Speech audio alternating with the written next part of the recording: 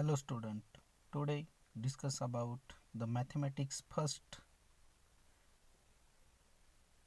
lesson number 6 statistics. Now listen here. In this lesson discuss about first point is measure of a central tendency. In this point mean, median and mode from the group frequency table are also seen. Then in second point graphical representation of statistical data. In this point histogram, frequency polygon and pie diagram are also seen. Now let us come to the point and discuss one by one here. Now actually student listen here, the statistics is useful in the many field of life. For example, like as agricultural, economic, commerce, medicine, botany, biotechnology, physics, chemistry, education, sociology and so on. An experiment can have many outcomes. To assess the possibility of possible outcomes, one has to carry out the experiment on the large scale and keep the record meticulously. Possibilities of different outcomes can be assessed using the record. For this purpose, rules are formulated in statistics. विद्यार्थी मित्रो, सांख्यिकी ही वेगवेगळ्या फील्डमध्ये आपल्या दैनंदिन जीवनात वापरली जातील. मग तो शेती संबंधी असू द्या, आर्थिक बाबींबाबत असू द्या, वैद्यकीय क्षेत्रात असेल, जीवशास्त्रात असेल, जैवतंत्रज्ञानात असेल, रसायनशास्त्रात असेल किंवा फिजिक्समध्ये असेल, या सर्वांमध्ये सांख्यिकीचा उपयोग केला जातो. त्यामध्ये विशिष्ट असे आकडे हे घेतले जातात आणि त्या एकापेक्षा अनेक आकड्यांचा एक विशिष्ट असा अंदाज बांधला जातो आणि त्यासाठी काही फॉर्म्युले तयार केले जातात. तर त्यासाठी फ्रान्सिस गॅल्टॉन या शास्त्रज्ञांनी महत्त्वाचं श्रेय घेतलेलं आहे. Now listen here. Francis Galton has done much of the fundamental work in the statistics. He used to prepare the questionnaires, distribute them among the people and request them to fill them up. He collected information from a number of people and recorded their background, financial situations, like and dislike, health, etc. हे जे scientist आहेत Francis गॅल्टॉन यांनी काही अशी प्रश्नावली तयार केली आणि ती प्रश्नावली त्यांनी काही लोकांमध्ये वाटली, डिस्ट्रीब्यूट केली आणि त्यांना रिक्वेस्ट केली की ही मला एवढी तुम्ही सोडवून द्या. त्याच्यामध्ये त्यांनी काही कॉलम्स टाकलेले होते. त्या कॉलम्समध्ये काही मोजके कॉलम्स या ठिकाणी त्यांनी नमूद केलेली आहेत. त्यात त्यांनी टाकलेलं होतं देअर बॅकग्राऊंड, त्यांचं बॅकग्राऊंड कसं आहे, फायनान्शियल सिच्युएशन कशी आहेत, ती परिस्थिती बेताची आहे की आर्थिक परिस्थिती चांगली आहे, फिजिकल फिटनेस कसा आहे, हेल्थविषयी क्वेश्चन होते. On that large scale by that times it was known that the fingerprint of the different people are different. आणि ह्यावेळेस ही क्वेश्चनरी घेत असताना त्यांचा जो अभ्यास चालू होता त्यामधून त्यांच्या असं लक्षात आलं की प्रत्येक व्यक्तीची फिंगरप्रिंट ही वेगवेगळी असते. Using the statistical method, he shows that the possibility of the fingerprint of the two different people being identical is nearly zero. आणि या सांख्यिकी माहितीच्या आधारे त्यांनी दोन व्यक्तींमधली जी फिंगरप्रिंट आहे ती सारखी कधीच येऊ शकत नाही. These results made it possible to identify a person from his fingerprint, and this method is identifying criminal was accepted in the judiciary.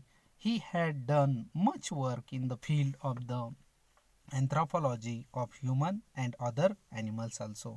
आणि मग या शास्त्राचा काय उपयोग झाला समाजासाठी, हा एक सगळ्यात महत्त्वाचा घटक आहे.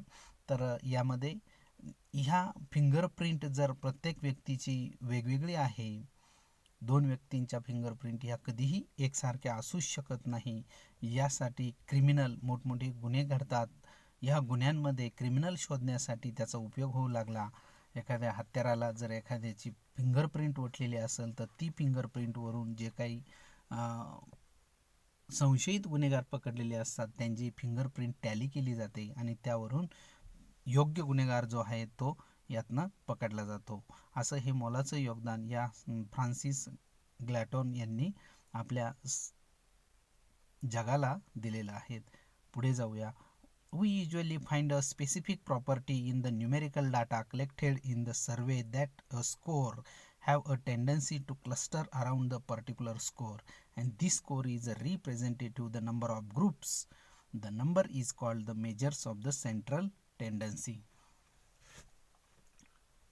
Now एक विशिष्ट अशा संख्यांचा गट तो एका ठिकाणी केंद्रित होतो त्याला आपल्याला सेंट्रल टेंडन्सी असं म्हटलं जातं. त्याचं उत्तम उदाहरण जर सांगायचं म्हटलं, आपल्या वर्गामध्ये गणित विषयाला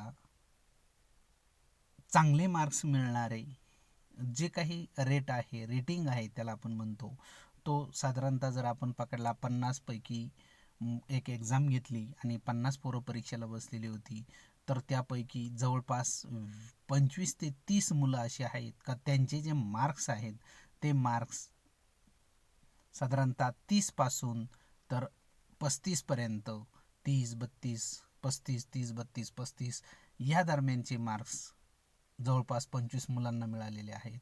आणि मग जी उरलेली 25 मुलं आहेत त्यातली बरीचशीच 10च्या आत काही असतील, 20च्या आत काही असतील असं म्हणूया, एखादा 2 अबोव 35 असेल तर. परंतु याच्यात जर आपण एक फ्रिक्वेन्सी बघितली तर तो जास्तीत जास्त जो मार्कांचा जो ग्रुप आहे तो तुम्हाला त्या 30 ते 35च्या दरम्यानचाच बघायला मिळेल आणि या अशा पद्धतीला आपल्याला सेंट्रल टेंडन्सी असं सुद्धा म्हणता येईल. In the previous standard, we have studied the measures of the central tendency, namely the mean, median, and mode for the ungrouped data. मागच्या इयत्तेमध्ये आपण ह्या सेंट्रल टेंडन्सीबद्दल अभ्यास केलेला आहे. ह्या इयत्तेत आपल्याला मीन, मीडियन आणि मोड याचा अभ्यास करायचा आहे. Now activity, measure the height in centimeter of all student in your class. We find that the height of the many student cluster near a specific number. आता हा एक सोपा उपक्रम आपल्याला सुचवलेला आहे. जर समजा आपण आपल्या वर्गातील विद्यार्थ्यांची उंची मोजली तर ही उंची बहुतांश विद्यार्थ्यांची 140, 141, 139, 140, 141 या दरम्यान कदाचित भरण्याची शक्यता आहे. म्हणजेच मला सांगायचं असं आहे की एक विशिष्ट अशा रेंजपर्यंतची हाईट प्रत्येक मुलाची जवळपास झालेली असते विशिष्ट अशा वयामध्ये. काही मुलं त्याला अपवाद असतील की त्यांची उंची त्यापेक्षाही जास्त असेल किंवा त्यापेक्षाही खूप कमी असेल. Now second activity, collect the number of fallen leaves of the people tree, distribute the leaves among the student and ask them to measure the length of them, record the length. We notice that their length tends to cluster around a number. विद्यार्थ्यांना पिंपळाची पानं जी गळून पडलेली असतात ती collect करून आणून आणि ती प्रत्येकाला एक एक अशी वाटून द्या आणि त्यांना रेकॉर्ड करायला लावा की प्रत्येक पानाची लांबी किती आहे. त्या पानाची लांबी मोजायची आहे. तर काही पानं ही छोटी असतील, काही पानं ही मोठी असतील, पण बरीचशीच पानं अशी असतील का त्यांची ॲप्रॉक्सिमेट लांबी ही जवळपास एकसारखी भरत चालेल.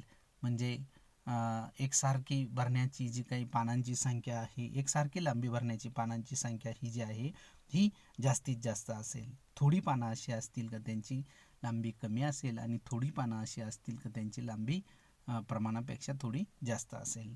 यावरून now we are going to some more study of the mean, median and mode. Let us know the symbol and the terminology required for that purpose. So the mean of the statistical data is equal to the sum of the all score upon total number of score. Mean of the statistical data is equal to the sum of all score upon total number of score. मीन काढण्यासाठी दिलेल्या सांख्यिकी माहितीचा मीन काढायचा जर असेल तर त्यासाठी जेवढं काही तुम्हाला स्कोर दिलेला आहे त्याची टोटल याची सम करायची आणि टोटल नंबर ऑफ स्कोर किती घेतलेले आहेत ते घ्यायचे. त्यासाठी फॉर्म्युला बनतो summation i is equal to 1 raise to n xi upon n. Here x is the ith score असं म्हटलं जाईल. Then mean is denoted by x bar. Here we shall given x bar and this x bar is also known as the mean and it is represented the average of the given data and hence our formula is created here. X bar is equal to summation of I is equal to 1 raised to n xi upon capital N and hence in this way